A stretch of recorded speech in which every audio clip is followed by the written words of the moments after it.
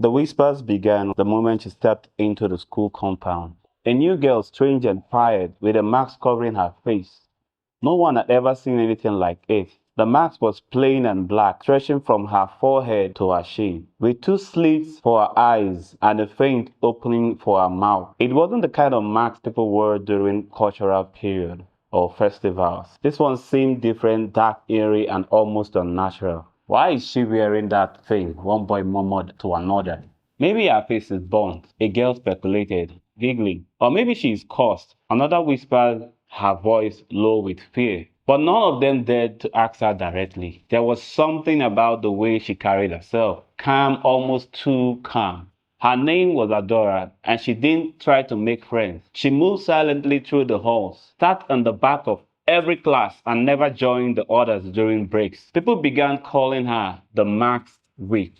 What no one knew was that Adora had been wearing the mask since she was 10 years old. Her parents insisted on it, warning her that if she ever removed it in public, terrible things will happen. She didn't understand at first, but as she was getting older, the more she realized the mask wasn't just for her protection, but for the protection of others. Adara was born under strange circumstances. Her mother, Amaka, had been childless for years and had visited every pastor around, herbalist, and the oracle of the land. Finally, a mysterious old woman appeared in her dreams and told her to visit a sacred forest in the night of a full moon. Desperate, Amaka followed the instructions, and 9 months later, Adora was born. But there was something unusual about her birth. Even as a baby, her beauty was so mesmerizing, too perfect, almost unreal. Strangers will stop by and stare at her, sometimes even forgetting themselves completely. The deaths began. The first was a neighbor who had come to admire the baby. She stared at Adora for too long and collapsed at the spot. The doctors called it a heart attack, but the villagers whispered about the child's unnatural charm. Then a distant uncle or family member who mocked the family years suddenly fell ill after holding Adora. Before long, the rumors spread.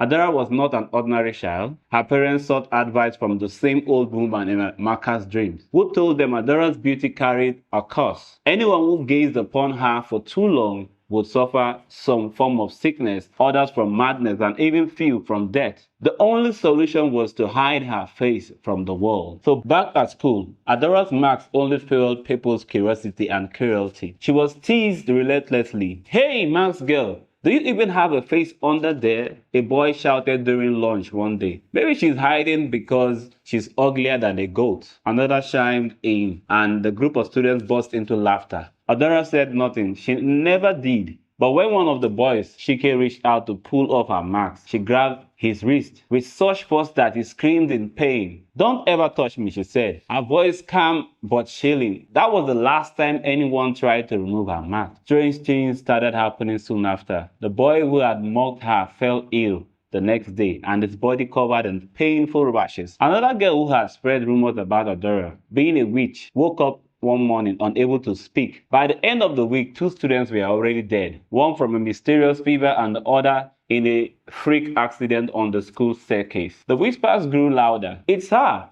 the masked witch." But not everyone believed the rumors. One boy, Ifeanyi, had always been kind to Adora. He didn't join in the teasing or the gossip, and he often left small snacks on her desk when no one was looking. One day he sat beside her during lunch. "Why do you wear the mask?" he asked gently. For the first time, Adora looked directly at someone. Her voice was soft. "It's better this way for everyone." "Better for who?" he pressed. "You don't deserve to be treated like this." Adora hesitated. She wanted to tell him everything about the cause, the death, the fear her parents had lived for years. But how could she explain something so unbelievable? Things took a darker turn when the school's most popular girl, Chinwe, decided to make Adora her target. Chinwe was everything Adora wasn't. Bold, loud, and adored by everyone. She couldn't stand how much attention Adora's mask was getting, so she made it her mission to humiliate her. During a class presentation, Chinwe and her friends snuck behind Adora and yanked the mask off her face. For a moment, the room felt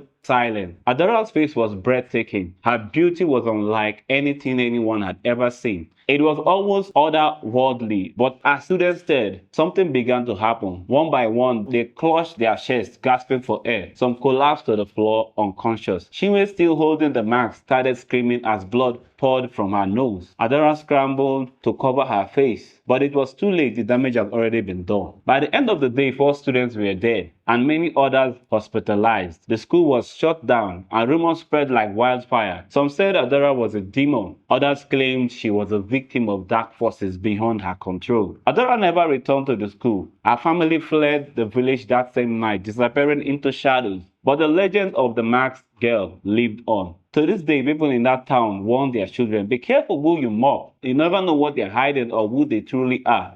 This story still continues, so if you want to see more of the stories, please stick for more and follow us for the next video as we come your way soon.